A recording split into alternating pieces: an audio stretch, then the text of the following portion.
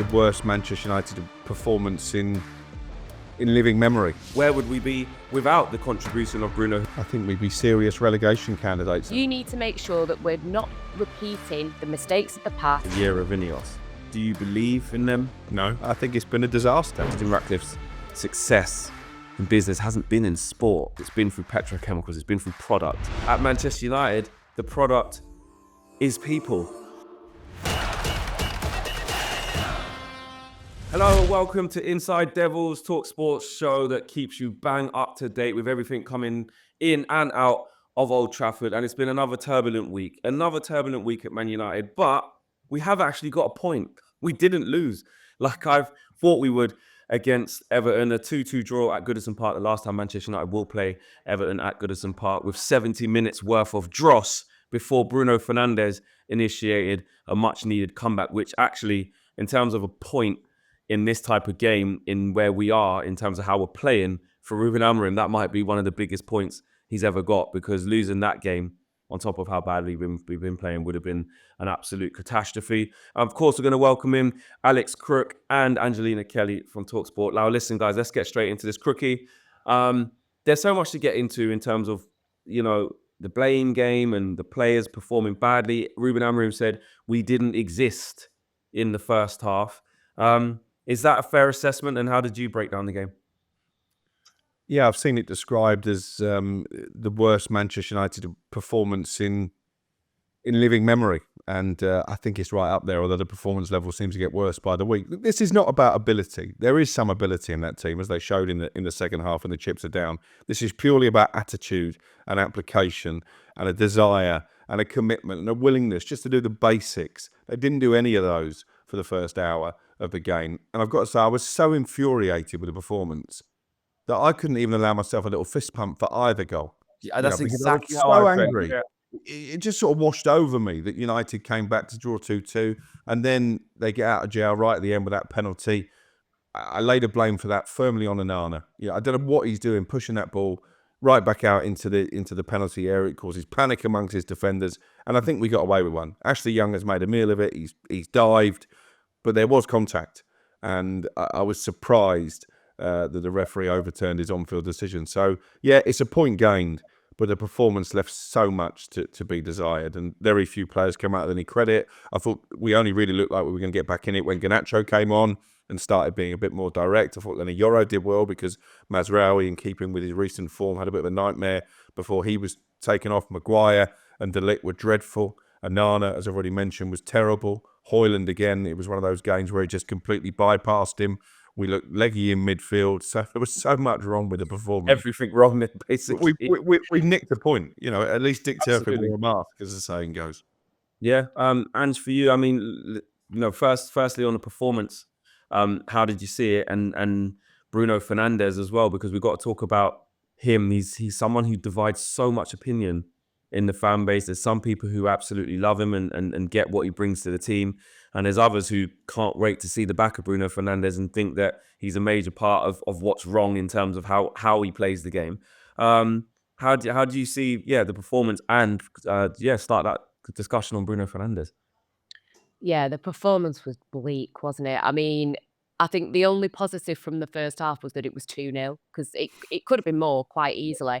And I think coming away with a point, I had the same feeling, like it felt like a miracle that we'd actually got a point from it. I didn't even feel like there was anything to celebrate. And like we always say, you want to walk away from a game with something positive. And apart from, like Rookie said, you know, Garnacho coming on, things starting to improve a little bit, I think people are grasping at straws, kind of saying, oh, but, you know, turn it around in the second half. It shouldn't even be in that situation to begin with.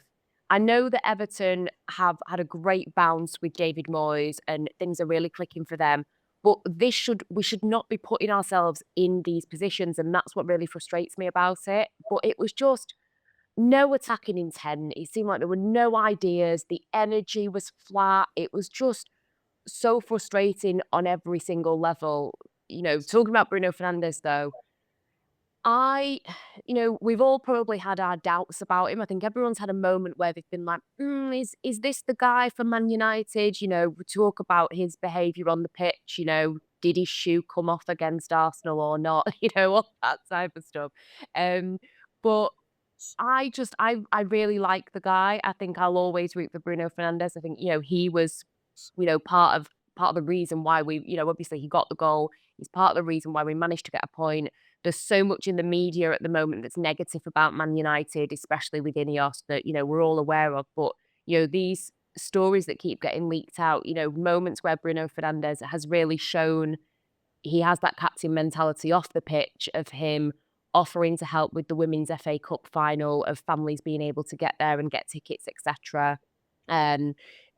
Things like when staff weren't allowed to, get accommodation and travel, etc. He's offered to try and step up to the plate.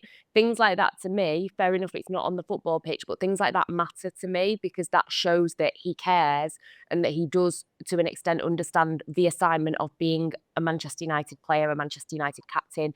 I do think that he has what it takes to play in those number 10 roles. Amorim's put him in a couple of different positions, and you can just see that he's at least trying his best with it. It might not be perfect all the time, but the intent is there. And how many players can you actually say have got that intent and that try and that fight? There's not many. Yeah, Crookie, for you, I mean, do we need to be careful that we're not trying to hound out the wrong guys? We're not trying to attack's probably a strong word, but over criticize the wrong players, because last time I checked, when Man United have been this poor, it's been Bruno Fernandes, through good, for bad, or for worse. I understand that in general performance, but he finds the goods. Like, we were in the pits of hell right now, but where would we be without the contribution of Bruno, who's reached double figures for goals and assists yet again? I think we'd be serious relegation candidates. And actually, the only reason we're not serious relegation candidates is because those 3 teams that came up from the Championship are so poor. But yeah, I mean, he divides opinion because of the armband. And actually, I think if you take away the armband, he is United's best player. And I think the reason he gets frustrated, and maybe you shouldn't get frustrated as captain, is because of the lack of quality around him, the lack of commitment around him. So we all share that frustration. His attitude would probably the same as ours. Actually, a former Arsenal player had to check on me. I was at the Emirates on Saturday, and he said, "You've just spent about 10 minutes walking around the press room shaking your head." That's how disappointed you was. Where I was at. Angry.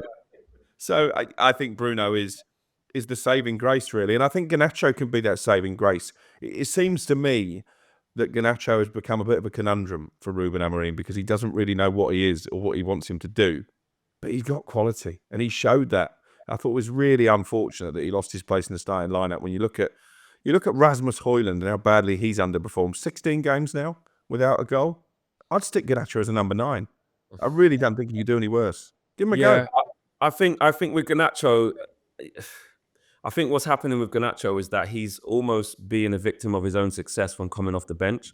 And I think when you have no Ahmad, we've never really had Mason Mount. Xerxes been on his way to get some form, or whatever that looks like. He's playing quite well. I mean, that he's run that he well, had, exactly. He's becoming a bit more dependable, isn't he?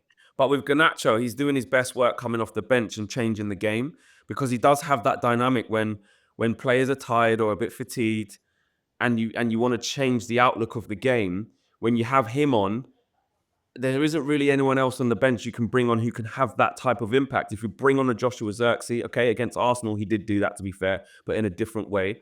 But bringing on Højlund, you're not going to get that. There is no Ahmad. Bruno's ever present between the 6 and the 10.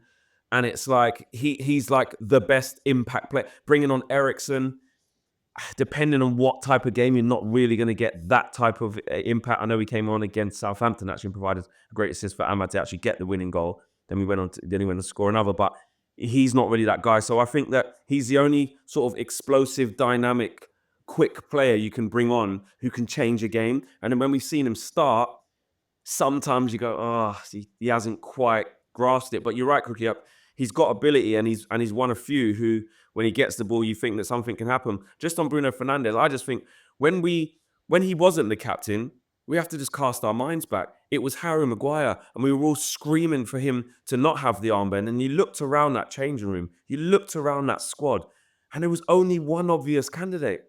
Only one. You weren't going to give it to Dalot. You weren't going to give it to Luke Shaw. You weren't going to give it to Wan-Bissaka at the time. You weren't going to give it to Lindelof. or a young Ahmad who doesn't play, or a Marcus Rashford who's up and down, or a Sancho, who was we going to give it to? Martinez was fairly new at that point, but now look at the big injuries that he's gone on to have. There was no clear and obvious. Sounded talking about VAR then, but there was no obvious candidate for, or actually Bruno was the most obvious. He was the people's choice, and I think now he is. People are now getting frustrated with him because everyone's fixated on the captain. But again, whether he's got the captain's armband or not, he still finds a way to have a say in games. And as we've seen, Marcus Rashford out the door, playing absolutely brilliantly at Villa. Players don't always do that. They don't keep their levels high, even amongst the dross. And for me, performance, it was just so alarming. The game went exactly how I thought it would go for 70 minutes. I said would lose 2-0. They would work harder than us. They would work more consistently than us, and they take the chances. And you're right. I mean, Crook, what you're saying about Onana, he did it for the first goal as well. Sorry, his second goal as well. Where he's palmed it up in the air, almost like a netball spike. Like, what are you doing? Harry Maguire, absolutely calamitous in that run of play. Couldn't play a high line, couldn't sort his feet out quick enough, gets back in, gets turned by Jack Harrison, can't get up quick enough for the header, gets dominated by Decore.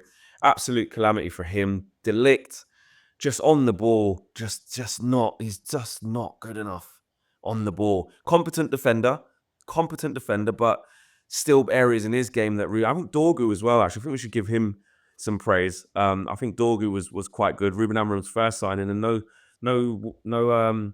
sort of surprise, Crookie, that Dorgu's looking all right, and that's someone that Amorim's actually earmarked for this system. Yeah, and it's all about the system, isn't it? I mean, again, at half time, and I'm trying to stick with Amorim and what he wants to do, but it's hard. You must have it as well when you're getting fans from rival clubs saying, well, is this geezer the real deal? Why is he so attached to this system? Surely the sign of a good manager is that you get the best out of the tools at your disposal. If do you agree with that, changing systems. Do you agree with that, or do you think this is a bit more nuanced? Like, the squad's been so bad, it needs a massive reset, and it's better to do this now than change for players who have failed before? Or do you think, no, in the meantime, you have to change it? No, I'm coming down on the former. As long as INEOS are committed to that and aren't going to be influenced by negative results, and we've seen they do make knee-jerk reactions. They did it with Dan Ashworth, so I think that has to be a concern when you look at the lack of wins. But they knew what they were getting with Ruben Amorim. He made it pretty clear. That's why I understand Liverpool went for Arne Slot and not him in the summer, because they felt that their squad wasn't suited to the way he wanted to play. And United didn't think it was either. I've told you before that he was offered to United in the summer and they said no. So I think they've got to see it through. And also, because he's been so forthright, he said publicly, I'm not changing. This is the way I want to do it. If he does change now, he falls into that trap that previous managers have. He'll lose authority in a dressing room. Does he have any now? I think he does. I think he does. I think you look at what he's done with Marcus Rashford. I was speaking to someone close to the situation with Rashford last night, and it was Ruben Amorim's call. He decided quite early that Rashford's attitude wasn't right and he needed him out of the football club. So he's made an example of him. He's not afraid to make bold substitutions in games or leave players out. So I think he has got authority in the dressing room, and it's absolutely imperative for the future of the club that he keeps that authority, because as soon as you lose it, they're going to chuck you under a bus, these players. They've done it to numerous managers in the past. Yeah, you're in trouble. And for you, I mean, where do you stand in terms of just being patient and having the stomach for this to continue to be this bad, versus there could be something, and I say could be because I'm not saying definitely, there could be something else from a coaching perspective and a manager perspective that could be being done to help us through this period? It's a tough one. I probably would side with Crookie, because I remember, I can't remember which game it was, but I remember reading a message from Ruben Amorim in the pre-match programme, and he was saying about the idea of you have to push through this situation, because if he changes and reverts back, you're going to be back to square one, and you're going to be back to what we've been doing. How many times we've seen managers that have had an idea, ended up backing down, reverting, or making it easier for the players, and we've not seen any progress. So I think if he's got this mentality of, I need to push my ideas and I need to push this system, push these tactics, deal with these extreme growing pains, but I have to do this, otherwise we'll be back to square one. I do agree with that. So I think it's really tough. I understand why people are saying, maybe it can be tweaked, maybe different things. I wouldn't mind him mixing it up a little bit like he did at the beginning, like Crook said, maybe playing Garnacho in that number 9 position. What have you got to lose at this point? Because we've got so many issues in this team. You could go on and on and on.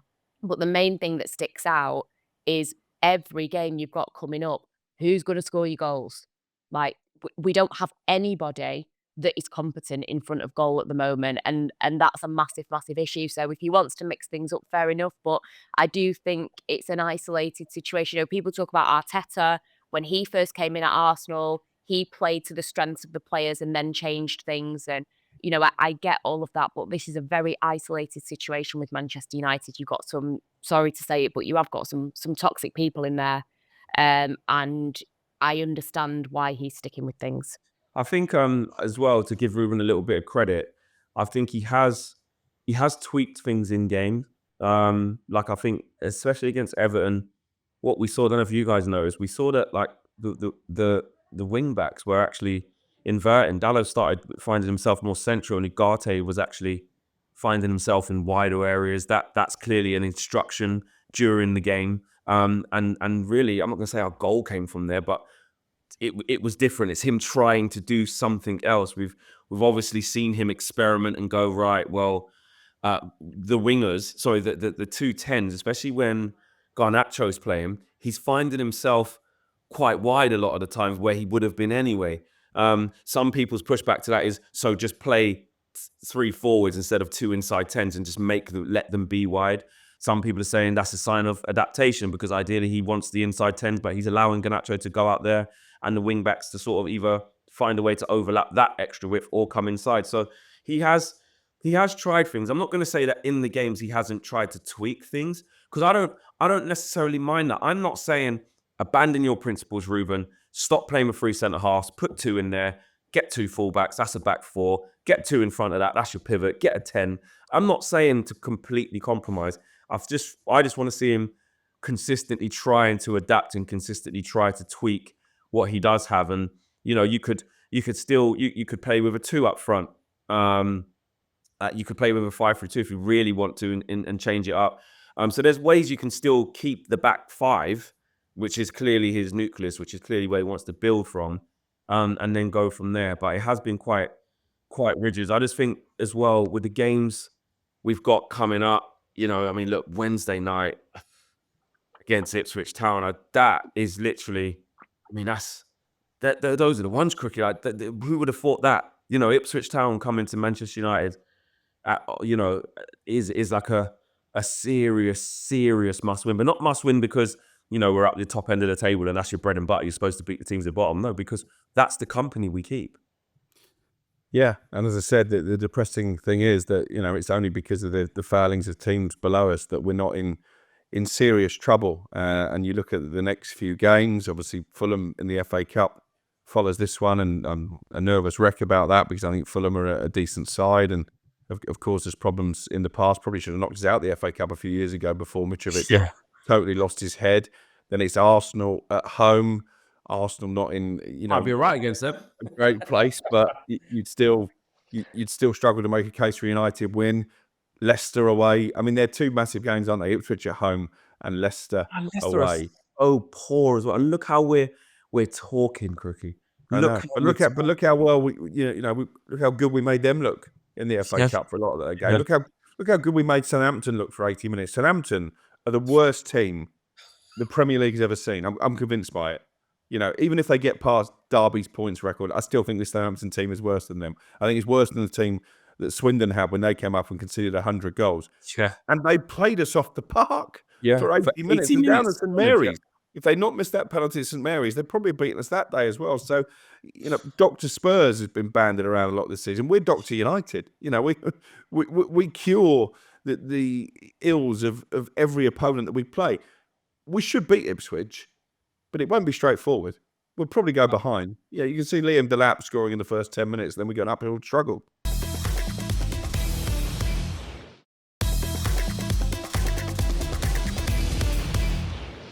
let's talk about the players and the responsibility on them, because I do think this is where the lion's share of the blame, nearly all, is going to, because you look at the lack of application, like Crookie said, the lack of intensity that they showed against Everton. I watched the match of the day breakdown afterwards, and it was so easy for Alan Shearer and Danny Murphy to just break down, here's Everton pressing, getting all the rewards for pressing, and here's Man United pressing, i.e. not pressing. So it was just what these players really need to sort themselves out, don't they? Yeah, 100%. And I think Crookie just touched on it there. You know, the thing with Ipswich is, as poor as they are, they actually have a goal scorer who's competent, well, way more competent than someone like Rasmus Højlund. But yeah, no, the players have got to take responsibility. I know that I've really tried to defend Andre Onana. Like I'm running out of. I don't think I've got anything else, any other way I can defend him. Really, really disappointed in him this season and some of the decisions that he's making. And like Crookie said, he's putting his defenders, who are already, you know, not the strongest, he's putting them in danger. He's creating more risk for them. And you know, even, you know, when Everton took the lead, I think, was it like 5 failed attempts to clear the corner or Yeah, something? It's just, 5, yeah. it's Calamitous. it's embarrassing. It really is embarrassing. And the thing that we talk about all the time is that a lot of these players, like, they ain't all going in the summer. Some of these players are going to have to remain. And it's just, I just want to understand. And I think even Amrim had said, like, you know, how to improve things and stuff. And he actually said at one point, like, I don't know. If I knew, then I would be able to do it. And it's kind of like, even he doesn't know how to get something out of these players. It seems like maybe an Arsenal game they will show up because it's the glamorous fixtures that they seem to want to play in, and I just don't And in that one, we can understand. just sit back and, you know, Arsenal don't have any forwards. We just say, right, sit in our back five, you know, stay compact and then try and counter. Yeah, it's but yeah, no, the whole thing is very, very, very frustrating, and I just don't get these players why they can't switch it on. It's like, you're a professional athlete, and how many footballers do we've spoken to on Inside Devils, we speak to in our professional lives, that say no footballer wants to lose. Like a professional footballer losing a game kills them. They don't seem to care. So No. I don't know if they've got that chip missing in them. Maybe apart from someone like a Bruno Fernandes, they seem to have that chip missing in them, but they just it's just getting worse. They're not grasping it, and I would love to understand. I'd love to be a fly on the wall in the dressing room, you know, at training and stuff. Like, why do they not seem to be able to get it together? Well, you hear, you read certain reports, Crookie, you know, a week or so ago. I think it was Chris Wheeler actually, was sort of suggesting, you know, the players are sort of getting frustrated with Amarim's system, and a couple of them sort of rebelling against it. Yeah, You 'cause know, you've got to do some work. That's yeah, why. Yeah. exactly. I mean, you'd probably think, when you think of like senior players in the dressing room, you think a few of them would probably have a few conversations, wouldn't you, if it wasn't going right? And how do you see it, Crookie? Because you said there's ability in this squad. How much ability is there versus lack of mentality and lack of being able to actually do it on the pitch? Because we all see the interviews afterwards, you know, they all come out, it's not good enough, it's this, it's that. They say all the perfect things. But as soon as, you know, the whistle goes at 12:30 on a Saturday, they're miles off it. Miles. Well, you go man for man. I've got the two teams up in front of me. Everton against United, right? How many of those Everton players get in the United team? I think Pickford gets in ahead of Onana. Jared Braithwaite gets in. That's why we've been trying to sign him, and I think he'll be a target again for the summer. Well, Beto would get in. Beto would get in up top, but that's it, isn't it? And that's crazy. But that's 3 players, right? Who we think get in the team. So how can they be so much better than United for at least an hour of that game? That tells you that there's some talent in the United team, and they're just not performing. I think there are players there who need to be moved on. Clearly, you know, Casemiro coming out and saying he wants to stay for the duration of his contract. Well, of course you do, because you're earning ridiculous money and your legs have gone. You're basically doing at work retirement. I think Dalot needs to go. I think his concentration levels are not good enough. I think the decision to hand Maguire an extra year on his contract will prove to be a foolish one. Do you reckon that's to try and sell him in the summer? or no one's Well, going to come I think that's probably why they've triggered the extension. But they're just going to in have the case? same issues as when they've tried to move him on before because he's on He huge just says no. wages. He won't take a pay cut. Hoyland, I'm going to write about this on my notebook this week, actually. I think they're going to actively try and sell him this summer, but they're going to have to take a massive pay cut. Do you think it's done with him, Crook? Do you think he's just get more time in the settled squad, have to learn off another striker, or would you say no, you've seen enough, time to cash? Well, I say cash in because what does that look like with the outlay we've spent? But do you think that's time to cut ties there? From what I'm told, Amorim is far from convinced. So in the PSR era, when you need to raise money to strengthen the squad, I think he's very vulnerable. I actually think Xerxes probably is more likely to stay. I think he's shown more in this Amorim system than Hoyland has. So it's going to be a big summer. But in terms of the performance levels, the players have to take accountability because Eric Ten Hag got the boot. Ole Gunnar Solskjaer got the boot. You can go right back to David Moyes. Ultimately, there's some players there. Luke Shaw, for one, I think he's on his 4th different Manchester United manager, maybe more. Yeah, What does that he tell is. you? Yeah, LVG, Jose, Ollie, Eric, Ruben, 5, and that's no interims. So Yeah.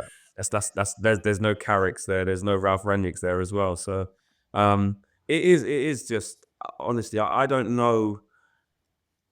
My worry has been sort of INEOS, and I know there's been a few assurances from some people I speak to, probably from yourself as well, Crook, and yourself, Angelina, but who say, no, listen, he will get to the summer because, have to, they haven't got money and stuff. But I just think They INEOS, look ridiculous. If they pull the trigger now, they look ridiculous. 100%, and that's why last week they have to walk out the door with him if that happened. But I just worry that they're so volatile that are they calm enough to just make sure they get to summer? And if we do, I think we will get to summer because we won't get relegated. How are they going to back this guy? Are they going to, because it's all good getting in Omar Barada and Jason Wilcox and Christian Vivell and, the Avengers assemble. But what sort of impact are they going to have, Angela? What sort of impact do they actually need to have to start supporting this manager and making the big decisions or, being smart about how they encourage players to leave, force players to leave, whatever? Do they have to start paying people off? Can we afford to pay people off? So then what does that look like, et cetera, et cetera?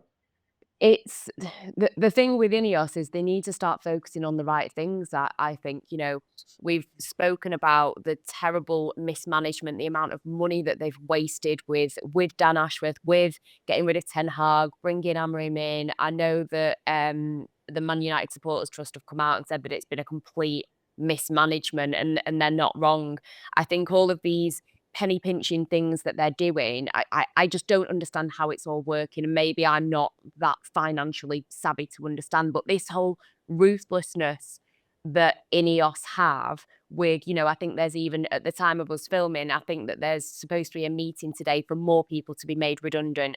Omar Barada sent out an email saying that leaks are going to be punished. Ironically, that's then been leaked. All these things that are going on, and they want to be ruthless with certain things.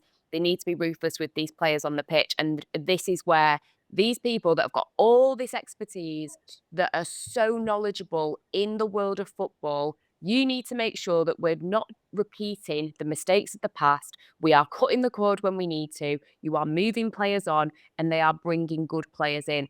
Obviously, that would be great. I don't know about, the PSR and the money, etc., but they just need to start focusing on the right things. And this whole thing of Ratcliffe saying that they need to sweat every pound, etc.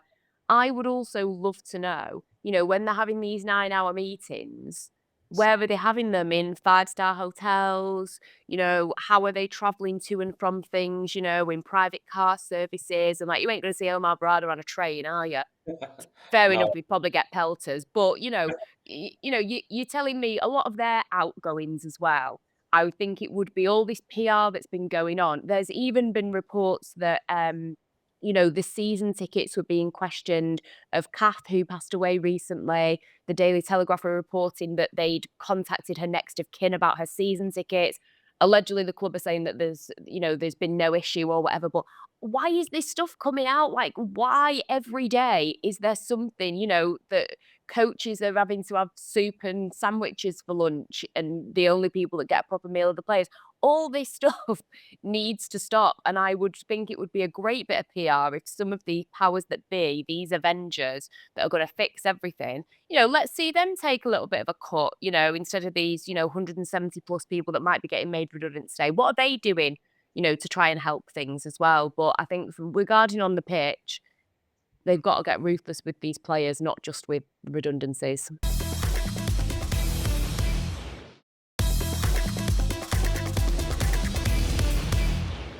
Crookie, for you, I mean, this is the first show actually we've had, actually, guys. There's a good segue into sort of a year of INEOS.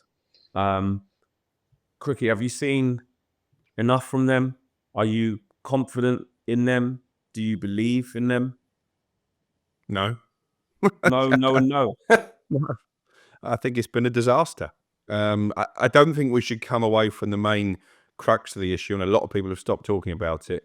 The reason that United are in such dire straits, the reason the finances are so poor, the stadium has fallen into disrepair, the training ground is not up to it compared to a lot of the big teams in the Premier League, is because of the Glazers. And there was a milestone moment last week when the latest accounts came out for the last quarter of last year, and the interest payments on the loans that the Glazers have taken out to buy the football club are now £1 billion. So all the time the Glazers are in situ, and they're showing no great inclination to sell.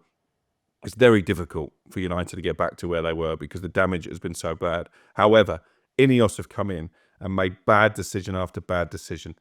I was an advocate of sticking with Erik ten Hag. I know a lot of people weren't. However, it does feel now like that was a knee-jerk reaction purely to winning the FA Cup, and also because they spoke to a lot of managers like Thomas Tuchel who didn't want the job. They weren't happy with the parameters that were being laid down by INEOS. Now that tells you quite a lot.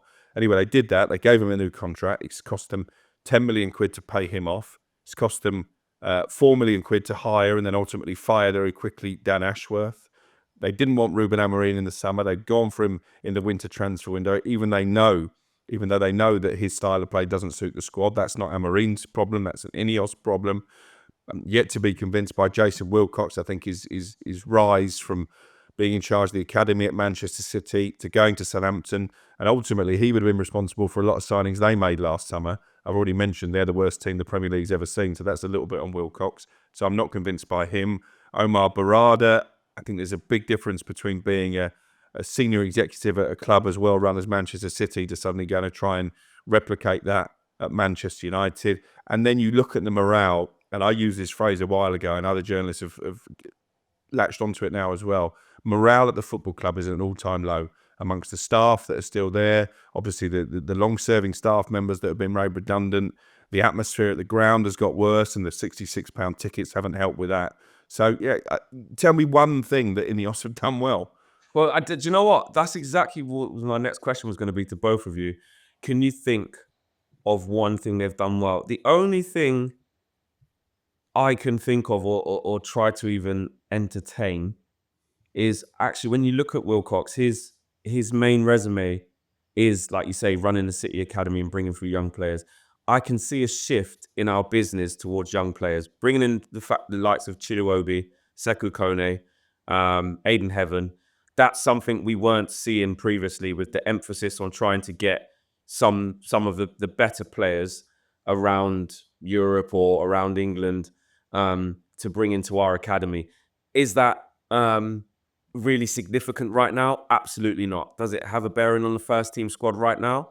Well, I'll tell you what, Chiluobi got 20 minutes the other day, and Aiden Heaven's on our bench every game. So actually, it could have an impact on our first team, but that is slim pickings. I would also argue, or put to the table, that they were right to sort of say the Marcus Rashford situation. You've got to find a solution there.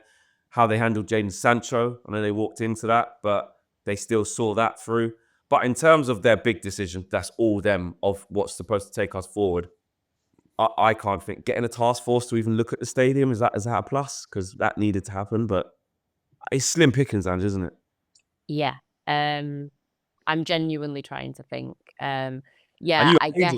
guess. Me and I Cookie get. you had longer, still couldn't think of Yeah, I guess sticking by the managers when it came to people like Sancho and Rashford, etc.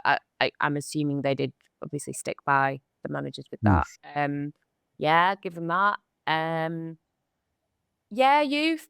I'll give them youth. But I think even if you can think of one or two things that they've done all right, the amount of things that they've done terribly and the way that the PR is around the club, in that it, like some of the points I've already touched on, it is embarrassing that every single day I am getting trolled by my mates and I am being sent things of, oh, at the training ground, they're on the soup and sandwich. Oh, they're doing this. Oh, staff aren't allowed, stewards aren't allowed their bonus. Or it's all of that stuff to me that makes it even worse. That not only is and Ruben Amorim, bless him, he's coming out saying, I feel bad for these people that have been made redundant Saying it's because their it's job. actually our fault. Fault, He's yeah. actually taking some kind of accountability that I think we've already said. He doesn't really need to do that, but at least he's showing he's got some kind of heart or soul. But I just think he's trying to deal with so much rubbish that is going on with the players on the pitch. And then also, he's, the face of this club that has got so much toxicity going on week in, week out, day in, day out. That can't make your job easy either. So I think for me, any positives, the negatives outweigh it drastically. Do you think that they will improve in year 2? I mean, Crookie, of course, people can say you're going to make mistakes. You're new to this level of operation, and Manchester United's been a failing institution for a very, very long time. Do you think that they will start to get decisions right from here on out? Are the bad decisions behind us? I think it's a massive summer, in terms of trying to get some of those players off the wage bill, in terms of trying to get Ruben Amorim the players that will suit his system. So I think Jason Wilcox in particular has got a huge job to do, and Christopher Vivell as well. I still think we might look back on the Dan Ashworth situation as a mistake, and you called it out as incompetence at the time, Flex. A lot of people say, well, actually, this is INEOS being ruthless. Now, Dan Ashworth is not a recruitment specialist, okay? There's a bit of a myth around him. He does his best work in terms of improving cultures and raising standards. Well, that's exactly what Manchester United need. So why INEOS have decided, having spent all that time and money getting him in, that he wasn't up to the job, I think is bizarre. If they're just pinning the signing of Joshua Zirkzee on him and the decision to stick with Erik ten Hag, I think that's a little bit unfair. And I think Dan Ashworth needed to be a long-term appointment. So again, to me, that is the emblem of the muddled thinking that INEOS have shown in the first year. Yeah, and for me, my confidence is just not there. And like you said, I did say that at the time. It's funny how things start to change very quickly. That was seen largely by a lot of United fans at the time, whether it be online, in my group chats, people I speak to at the ground, saying, no, listen, I kind of like the fact that, okay, it's gone wrong, but if that was Ed Woodward, he would have been left there to just be taking money and draining resources, etc., etc. Okay, that's fine because you've realised he's the wrong guy, but you don't just get a free pass on the fact that you co-signed Dan Ashworth. You were doing interviews lauding him, saying how good he is and how silly Newcastle are being in terms of, making us wait. You're willing to basically go to court for Dan Ashworth is what essentially was being said, only for him to be sacked a couple of months later, shorter than he was actually on gardening leave for. So it's a monumental L. And like you say, how important was that role, Crookie, if they're saying, I'll tell you what, Jace, you could take that one anyway. Well, I'll tell you what, Christian, you're here for a short time anyway. Might make you permanent, not sure. But they all basically absorb what Dan Ashworth was doing. Well, then how important was it? Or are we even having specialists, like you said, in that area doing what Dan Ashworth was supposed to be doing? Well, you'd have to argue no, because the culture and the morale at the club, as you both said, is at an all-time low.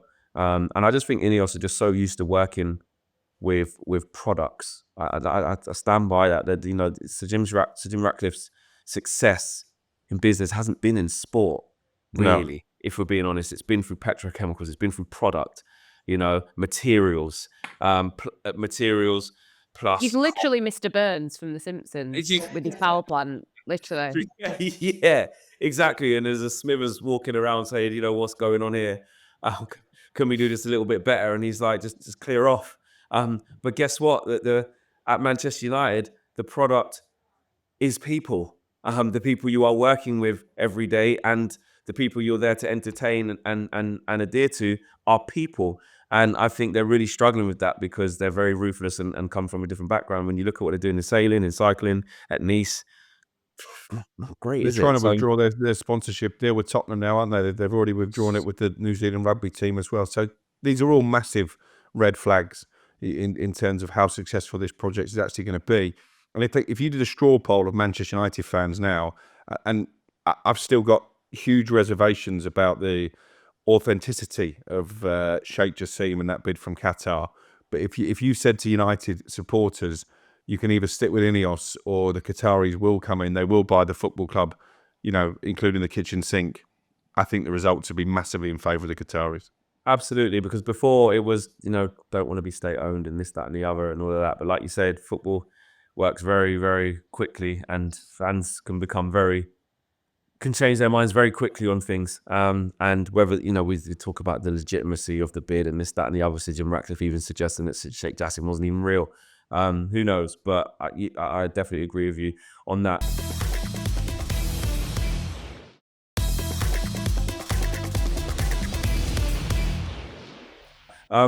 Last part of the show, let's look ahead because we've got a couple of games before we next meet. We've got the small matter of the relegation 6-pointer at Old Trafford on Wednesday night, which we touched on a little bit earlier, but we'll do that properly now. And then, of course, you touched on it a little bit earlier as well, Crookie. Fulham come to Old Trafford, very good team, beaten them twice already this season, but neither of those have been convincing, and they've all been sort of last minute and not great. But 2 wins nonetheless. And for you, Ipswich Town. I mean, unthinkable to not win, right? Yeah, but it's possible. Like, let's be honest. It's possible that United will lose this game. They shouldn't, and I really, really hope that they are able to execute this one correctly. But like Rookie said, I don't think it's going to be easy. They have somebody who can score goals. We don't have anybody that can score goals. Just that on its own, is a massive issue for me. And I just think that the pressure that is mounting, I think it's obviously it's good that we got the point. I think had we have lost that game, I think this game would have had even more pressure on it. But like you say, it's just a sign of the times that this is a massive pressure game, a must-win game for Man United. I think that we do have, if you go player for player, I think that we do have better quality, but it just depends on which players want to actually put the effort in for me. For you, Crookie, team-wise as well, to make sure we get past them. I mean, it's great, perfect having Ugarte back in there. Obviously, gets his first goal for United. We haven't really managed to talk about any positives in today's show, but that was a positive for him. A really good free kick from Bruno as well. Great strike. Xerxes growing in confidence. Should Chido get a game as well? We saw him get 20 minutes at Goodison Park. I'm not going to say he was absolutely unreal, but had a couple of touches and brought the ball down and, made some decent runs, some good movement, I'd say that. Should he get a start?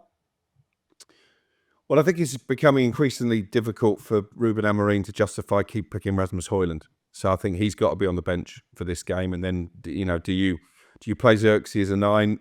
I think he's admitted the manager that he prefers him in the 10. Do you give Garnacho a go, which I've been advocating for a few weeks as a number 9? You keep banging that drum. You want to see that Garnacho 9. I do. I want to give it a go. And yeah, maybe the young kid deserves more minutes as well. So I think he's got decisions that need to be made. What's he going to do about Casemiro? 2 games in just the space of a few days when you look at how empty he looked against Everton. So that's another call that he's got to make. So yeah, I'm intrigued. There's a suggestion that Mazraoui might not be fit. He's picked up a knee issue and they're going to make a late decision on him. I'm not necessarily against him being taken out of the team, to be honest, because I don't think he's playing particularly well. I don't think he's suited to what Amorim wants to do at all. So I expect probably 2 or 3 changes to the team that started against Everton. And to be honest, maybe with the exception of Bruno Fernandes, anybody who gets dropped can't complain based on how they played in the first hour. Yeah, agreed. I 100% agree with that. And FA Cup as well. Between that and Europa League, of course, that's the only joy we may be able to get this season.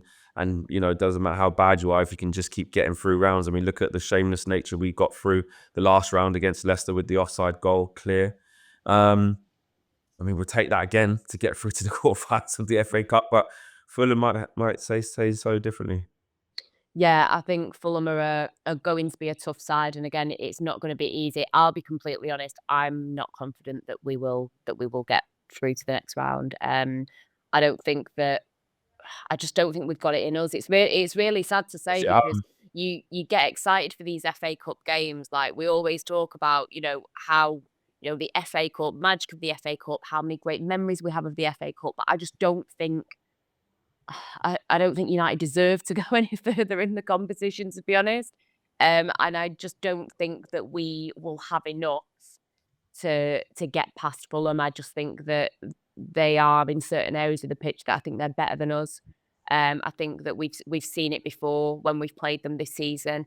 So yeah, I hate being so negative, but I don't see us getting past them honest. at all, to be Yeah, honest. just Yeah. being honest. Crookie, how about you? We seem to find a way, don't we? We found a way with 10 True. men at Arsenal. We True. found a way against Leicester.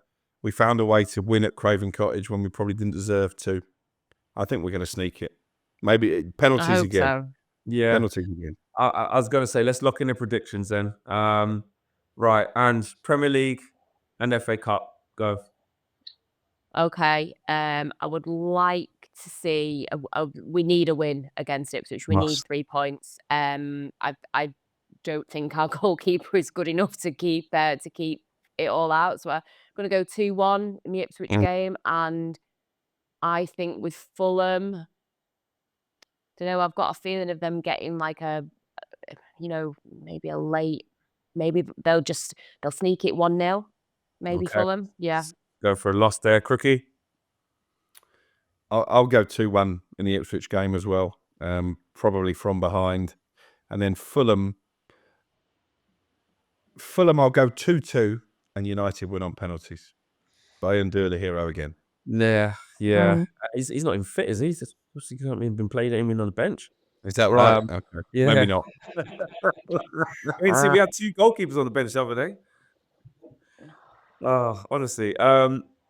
Ipswich. Oh, mate. We definitely concede. It's at home. We're dreadful at home as well. We're dreadful both, but at home in particular, it's so bad. The pressure to play, they just buckle. 1-1. I think it might be 1-1 Ipswich. FA Cup, I agree. I just think we just scam our way through somehow. Some crap goal or unjust thing. Just we get by.